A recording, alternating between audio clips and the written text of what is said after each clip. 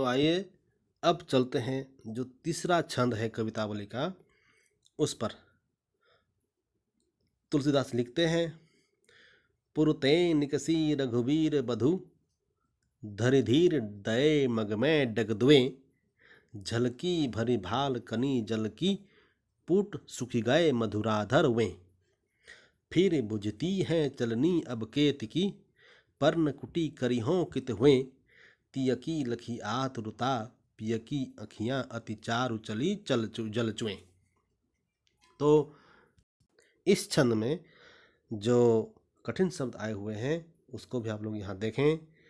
जो आप लोग इस वीडियो को रोक लें और उसके एक एक शब्दों को ध्यान से देखें। हम लोग चलते हैं उस छंद की ओर जिसमें प्रसंग यह है कि अब रामचंद्र जी अयोध्या छोड़कर वन की ओर, जंगल की ओर चलने लगे।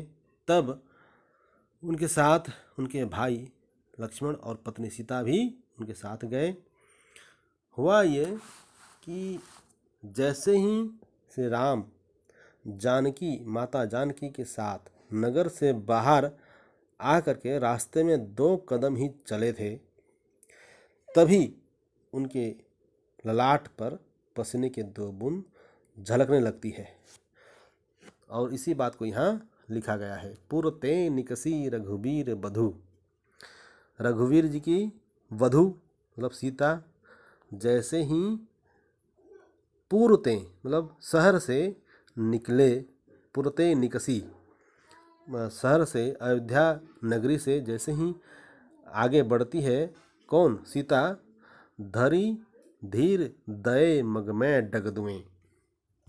तो रघुवर की वधु जैसे ही धीरे धीरे मग में मतलब रास्ते में, डग मतलब कदम, द्वे मतलब 2 कदम आगे बढ़ी, वैसे ही क्या हो गया?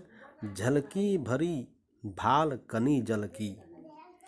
तो उनके भाल में, भाल मतलब ललाट, हम उसको कपाल कहते हैं अभी, तो उनके कपाल में कनी जल की 2 बूंदें झलकने लगती हैं। पूट सुखी गए मधुराधर वे। तो मधुराधर कहने से मधुर अधर, अधर का मतलब है होंठ, दोनों होंठ अब सूखने लगे। पूट सुखी गए मधुराधर वे। तो पसीने के 2 बूंद ललाट पर झलकने लगी, उनके दोनों अधर सूख गए। फिर बुझती है चलनी अब केत की, पर्ण कुटी करिहों कित हुए। फिर अपने पति से पूछने लगती है सीता कि और कितना दूर चलना है।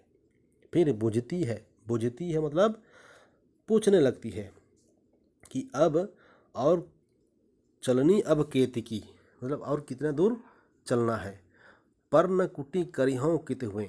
आपने तो कहा था कि पत्तों की एक कुड़िया बनाई जाएगी, तो पर्ण कुटी अब और कहाँ पर हम बनाएंगे? पर्ण कुटी कहाँ बनाना है ये मुझे बताओ, मैं अब थक गई हूँ।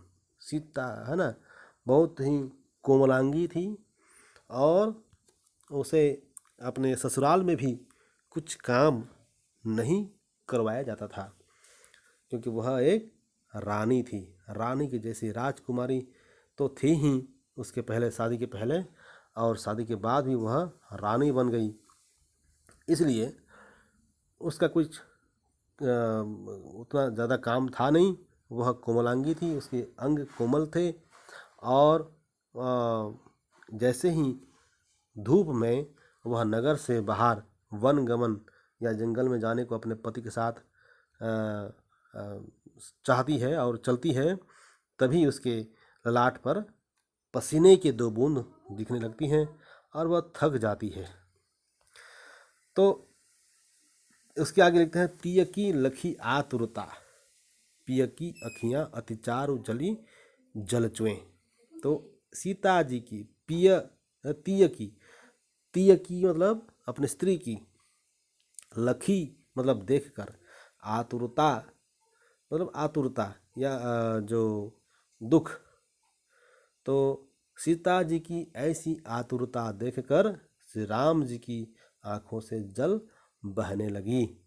पिय की अखियां अति चारु चली जल चुए। अति चारु मतलब बहुत ही सुंदर, सुंदर जल चुए मतलब चूने लगी या जल बहने लगी। चारु का मतलब है मनोहर। तो उसका अर्थ यह हुआ कि सीता की ऐसी आतुरता देखकर श्री राम जी की आंखों से जल बहने लगे।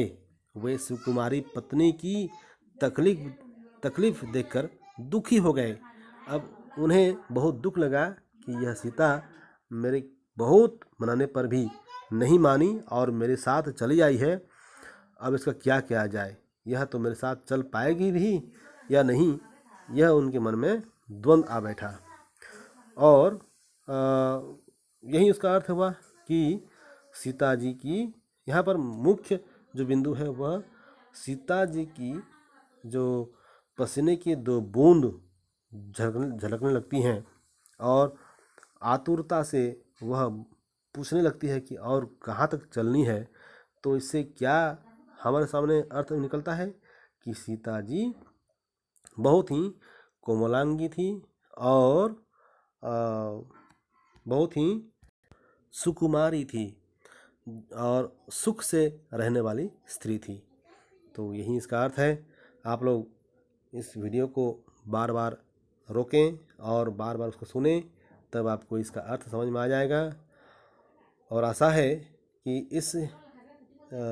इन छंदों से आने वाले सभी प्रश्नों के उत्तर आप लोग दे पाएंगे और इसको जान पाएंगे।